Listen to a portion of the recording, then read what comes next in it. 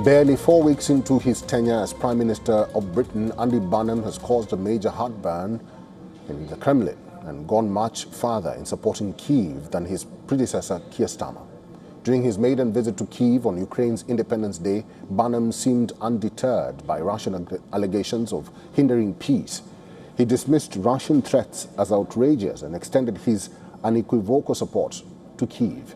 Reports also indicate that the UK will share the blueprints of the SCALP missile with Ukraine, adding an entirely new dimension to the war.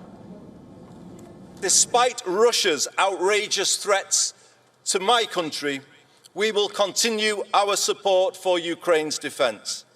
I know you need more help to protect your skies and your civilians. I know how hard the winters have been and the need to be ready this year when the nights draw in.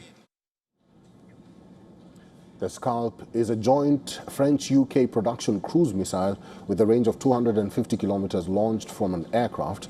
The SCALP flies very low in order to avoid early radar detection, and it detonates its warheads closer to the target. It is considered an ideal weapon for penetrating hardened bunkers and ammunition stores like the ones used by Russia.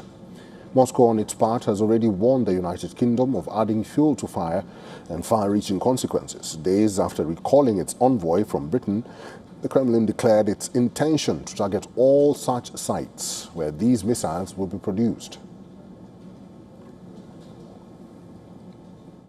Our armed forces are carrying out the necessary work, gathering the relevant intelligence to identify the production sites of such missiles and other military equipment, and taking measures to destroy these sites. The war of words over missile blueprints assumed significance given the timeline of this war. Britain has been supplying SCALP missiles to Ukraine since 2023. It did not allow Ukraine to use these missiles to strike inside Russia till 2024. Once the Biden administration allowed its missiles to be used outside Ukraine's border, even the United Kingdom allowed Kyiv to use SCALP for deep strikes inside Russia.